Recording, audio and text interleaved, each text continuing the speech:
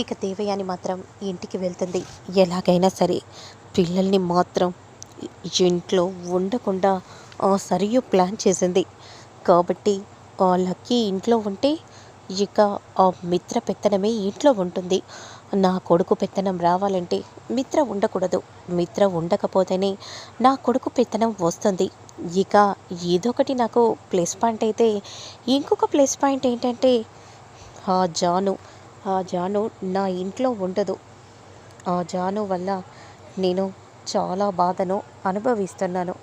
ఆ బాధ నుండి నేను విముక్తురాల్ని అవ్వాలంటే ఇక శాశ్వతంగా ఆ జానుని పంపించేయాలంటే ముందు లక్ష్మిని, మిత్రని ఆ పిల్లలతో పాటు చేయకుండా చేసి తీరుతాను అని అనుకుంటూ వెంటనే ఆలోచిస్తూ ఉండగా అదే సమయానికి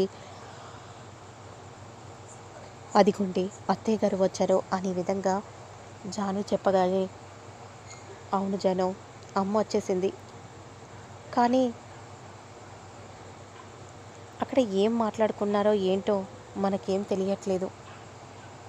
సరైన సమయానికే మనకు ఇలా జరిగింది ఏంటంటే, అయినా ఇది మనం ఏమైనా కావాలని చేశామా? అనుకోకుండా జరిగింది కదా జాను. అయినా ఇద్దరు మళ్ళీ ఇంటికి వచ్చాక డిస్కషన్ చేసుకుంటారు కదా, అప్పుడు ఎలాగో దొరికిపోతారు కదా. నువ్వు కంగారు పడాల్సిన అవసరం ఏముంది? లేదండి, ఈ మధ్యలోనే మీ అమ్మ ఇంకేమైనా చేస్తుందో ఏమో అని నాకు చాలా భయంగా ఉంది. నువ్వు కంగారు పడకు జాను, ఏం కాదు. అర్థమవుతుంది కదా వదినమ్మకు, ఏం కాదని నేను నీకు మాట ఇస్తున్నాను అని వివేక్ అంటూ ఉంటాడు. ఇక మరోవైపు మాత్రం జ్యోతిష్యం చెప్పేవాళ్ళు అతను ఇంటికి వస్తాడు. అమ్మ, రేపు ఇంటర్నేషనల్లో స్పోర్ట్స్ జరగబోతున్నాయి, కండక్ట్ చేయబోతున్నారు. అందులో మేము కూడా పార్టిసిపేట్ చేయటం మాకు చాలా సంతోషంగా ఉంది. మేము ఇంత గొప్ప స్థాయిలో ఉంటున్నామంటే దానికి కారణం మీరే కదా అమ్మా అని లక్కీ ఈ విధంగా అంటూ ఉంటే వెంటనే లక్ష్మి అలానే చూస్తూ ఉండిపోతుంది.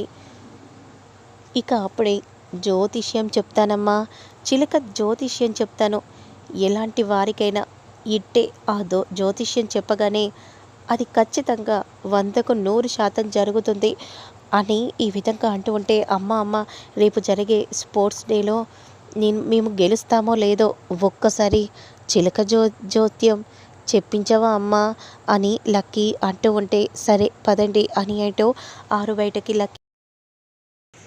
లక్కీని తీసుకుని రాగానే, ఇదిగో జ్యోతిష్యం బాబు, వస్తున్నానమ్మా వస్తున్నాను అని విధంగా అంటూ లక్ష్మి దగ్గరికి రాగానే, ఇదిగో అమ్మ, ఈ కార్డులో రకరకాల గుణపాఠాలు చెప్పే విధంగా ఉంటాయి. మీ పేరు చెప్పండి అమ్మా. చిలుక మీకంటూ ఒక కార్డుని తీస్తుంది. అప్పుడు వెంటనే నా పేరు లక్ష్మి, లక్ష్మమ్మ గారికి కార్డు ఇలా తీసివో అని విధంగా అనగానే వెంటనే ఇక చిలుక కార్డ్ని తీసివ్వగానే సీతారాముల్లాంటి ఫోటోను చూసి, లవకుశలమ్మ అంటే నీకు మంచి చెడు రెండూ జరగబోతున్నాయని అర్థం. రాబోతున్న గంటని నువ్వు ఎదుర్కోవాలి. ఆ తరువాతే నీ జీవితం సుఖాంతమవుతుంది. దూరమైన బంధం దగ్గర కాబోతుంది. ఏమంటున్నారు? దూరమైన బంధాలు దగ్గర కాబోతున్నాయా? అవునమ్మా, కానీ నువ్వు ఈ గండం నుండి ఎలా గట్టెక్కుతావో తల్లి అర్థం కావట్లేదు. చాలా చిక్కుముళ్ళు ఉన్నాయి, దాన్ని తెంపుకొని నువ్వు బయటికి రాగలుగుతావో లేదో అని అంటూ ఉంటే, ఏంటి మీరు అంటున్నారు? అకస్మాత్తుగా తెలియని విషయాలు నీకు తెలుస్తాయే తల్లి, ఆ తర్వాత నువ్వు తట్టుకోలేవు, అనుకోని సందిగ్ధ స్థితిలో పడిపోతావు. కానీ నువ్వు మాత్రం సంకల్పాన్ని వీడకూడదు. సంకల్పమే నిన్ను ముందుకు నడిపిస్తుందే తల్లి. నువ్వు ఎట్టి పరిస్థితిలో సంకల్పాన్ని వీడకో. అదే అదే నిన్ను సరైన దారిలోకి తీసుకొని వెళ్తుంది అని ఈ విధంగా చెప్పగానే ఇక లక్ష్మి అలానే చూస్తూ ఉండిపోతుంది. సరే తల్లి, మరి నేను ఉంటాను. ఒక్క నిమిషం ఆగండి, నేను రేపు స్పోర్ట్స్ డేకి వెళ్తున్నాను. మరి రేపు నాకు అనుకున్నట్టుగానే నేను గెలుస్తానా చెప్పండి. అలా అయితే ఎలా అమ్మా చెప్పడం? నువ్వు కార్డు తీస్తేనే కదా, లేదంటే నీ చేతి రేఖలు పట్టైనా చూసి చెప్తాను, అంతేకాని చెప్పమంటే ఎలా చెప్పగలనే తల్లి అని ఈ విధంగా అనగానే, అయితే నా చేతి రేఖలు చూసి చెప్పు అని విధంగా అంటూ అక్కి అలా చేయనివ్వగానే వెంటనే ఆ చేతి రేఖలు చూసి ఒక్కసారిగా జ్యోతిష్యుడు షాక్ అయిపోతాడు. ఇక వెంటనే నువ్వు మహజ్జాతకురాలివి, నీ వల్లే ఈ ఇల్లు కలకాలం సంతోషంగా వర్ధిల్లుతుంది. ఈ ఇంట నువ్వు ఒక అద్భుత లక్ష్మివే తల్లి. నీ సత్యాన్ని తెలుసుకుంటారు తెలుసుకుంటారు కానీ ఇప్పుడు జరగబోతోంది మహా జగన్నాటకం. ఆ జగన్నాటకం నుండి నువ్వే తప్పిస్తావే తల్లి. ఎలా తప్పిస్తావో, ఎలా మరమ్మత్తు చేస్తావో ఇక నీకే తెలియాలి అని అంటూ అక్కడి నుండి వెళ్ళిపోతూ ఉంటే ఒక్కసారిగా షాకింగ్గా లక్కీ చూస్తూ ఉంటుంది. ఇదేంటి ఇలా చెప్పారేంటి? ఏంటమ్మా అంత పెద్ద పెద్ద మాటలు చెప్పారు? అదే నాకు కూడా అర్థం కాలేదు. అంత పెద్ద పెద్ద మాటలు అలా ఎందుకు మాట్లాడారు జ్యోతిష్యుడు? ఈ ఇంటికి దీపం నువ్వని అన్నారు, ఈ ఇంటిని కాపాడేదే నువ్వని చెప్తున్నారు. అసలు ఏం జరుగుతుంది? ఎందుకలా చెప్పాడు అని మనసులో లక్ష్మి అనుకుంటూ దీర్ఘంగా ఆలోచిస్తూ ఉంటుంది. ఇక అదే సమయానికి, మేడం పిల్లల్ని పంపించండి మేడం, మేము త్వరగా తీసుకెళ్ళాలి. ఎందుకంటే మాకు ఒక టైం ఉంటుంది, ఆ టైంలోపు పిల్లల్ని మేము స్పోర్ట్స్ దగ్గరికి చేర్చాలి కదా మేడం అని అంటూ ఉంటే వెంటనే, ఇంకా పిల్లల్ని మేము రెడీ చేయలేదు, రెడీ చేసి తీసుకొని వస్తాం, కాసేపు వెయిట్ చేయండి అని లక్ష్మి అనగానే వెంటనే పిల్లల్ని రెడీ చేయడానికి తీసుకెళ్తూ ఉంటుంది. ఇక మరోవైపు మాత్రం దేవయాని ఎదురు చూస్తూ ఉంటుంది. ఎలా ఏ విధంగా ఆ లక్ష్మిని మిత్రను ఆపాలి అని అనుకుంటూ ఆలోచిస్తూ ఉంటుంది.